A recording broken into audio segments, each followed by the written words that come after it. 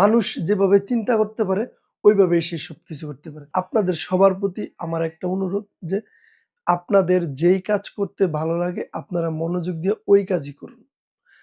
আর ওই একটু কম ঘুমাইলে, একটু কম খাইলে, একটু কম কথা বললে মানুষের কোনো ক্ষতি হয় না।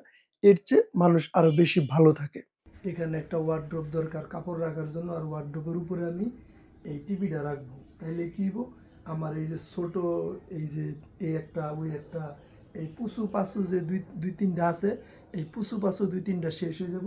আসসালামু আলাইকুম। আমার রোজার ৩০ দিনের চ্যালেঞ্জের আজকের ১০তম দিন। এখন আমি অফিসে এসেছি সকালে ঘুম থেকে উইঠা। আজকে আমার ইকিগাই বইটা শেষ হয়ে যাবে। এই যে এইটা হলো আজকে আমার ইকিগাই বই। আমার ৩০ দিনে ৩টা বই শেষ করার চ্যালেঞ্জের আজকে লাস্ট দিন, যেহেতু ১০ রোজা এই বইটা শেষ হয়ে যাবে। আমি আমার প্রতিদিনের যে রুটিন ২টা কাজ করি, ১০ মিনিট মেডিটেশন এবং এই বইটা ১০ দিন ভাগ করে ১৪ পৃষ্ঠা করে পড়ছি। এই বইটা আজকে শেষ পর্যায়ে। আমি আমার বইটা পড়া শেষ করি এবং মেডিটেশন করি। ফাইনালি আমার এই ১০ দিনে এই বইটা পড়া শেষ হয়ে গেল। আমি এই বইটা থেকে যা শিখলাম সেটা আপনাদেরকে টুকটাক বলছি আমি বিগত ব্লগগুলাতে। তো ফাইনালি একটা কথা বলি যে মানুষের জীবনের উদ্দেশ্য খুঁজতে, ভালোভাবে বেঁচে থাকার জন্য, রোগমুক্ত থাকার জন্য এই বইটা মানুষের পড়া উচিত। আমি ডিসিপ্লিন এবং কনসিস্টেন্সির সাথে আমি এই বইটা শেষ করছি। আমি ঘুম থেকে উঠছি, আমার যত খারাপ লাগুক, যেমনই লাগুক, আমার কাজ ছিল যে আমি ঘুম থেকে উঠমু, উইঠা আমি ১০ মিনিট মেডিটেশন করমু আর এই বইটা পড়মু। আমার ভিতরে যেমনই লাগুক, ভালো, খারাপ, মন্দ যাই হয়ে যাক, আমার কাজ এটা ছিল, আমি এটা শেষ করছি। আমার কাছে ভিতর থেকে খুবই ভাল লাগতেছে যে আমি এই পর্যন্ত এরকম বই দেখা গেছে যে মোটিভেশনাল বই আমি অনেকগুলাই পইড়া শেষ করছি। কিন্তু এই ১ম একটা বই যেটা আমি একদম পারফেক্ট ভাবে প্রত্যেকটা লাইন ধইরা, ধইরা বুইঝা আমি এই বইটা পইড়া শেষ করছি। হুম? তো এখন কথা হইলো আমার পরবর্তী বই হইলো যে আমার পরবর্তী বইটা এখানে নাই। ও আচ্ছা আছে। আমার পরবর্তী বইটা আমি আপনাদেরকে দেখাচ্ছি যে আমার পরবর্তী বইটা কি 'the power of positive thinking'. এই যে এটা হলো আমার পরবর্তী বই। কালকে থেকে এই বইটা পড়া শুরু হবে। তবে আরেকটা কথা বলি, এই বইটা আমি অর্ধেক পইড়া শেষ করছিলাম। দেখা গেছে ২ দিন পড়ি, পরে আবার পড়িনি, এইভাবে অর্ধেক। কিন্তু এই বইটা থেকে আমি এতটুক শিখছি অর্ধেক পইড়া যে মানুষ যেভাবে চিন্তা করতে পারে ওইভাবেই সে সবকিছু করতে পারে। মানুষ এইখানে যা আগে পরিকল্পনা করে বাস্তবে তাই রূপ দিতে পারে। এই বই থেকে আমি এটা শিখছি। এই বই এখনো অর্ধেক বাকি আছে। এই কারণে এই বইটা আমি আবার নতুন করে শুরু করব। আর আরেকটা কথা হইলো যে আমি একজন ডিজিটাল মার্কেটার। মার্কেটিং প্রায় ৬ মাস আগে শেষ হইছে। কিন্তু এর মধ্যেও আমি একটা দ্বিধাদ্বন্দ্বে ছিলাম। আমার দ্বিধাদ্বন্দ্বটা একদম ক্লিয়ার। আমি একজন সোশ্যাল মিডিয়া মার্কেটার এবং সার্ভার সাইড ট্র্যাকিং এক্সপার্ট।